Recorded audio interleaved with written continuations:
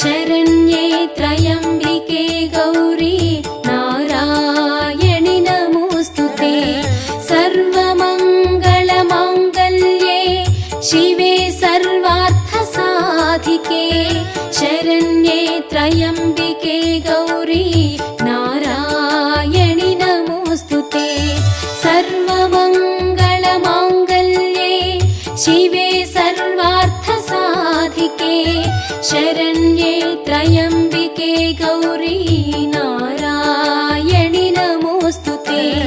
सर्वमङ्गलमाङ्गल्ये शिवे सर्वार्थसाधिके शरण्ये त्र्यम्बिके गौरी नारायणि नमोऽस्तुते।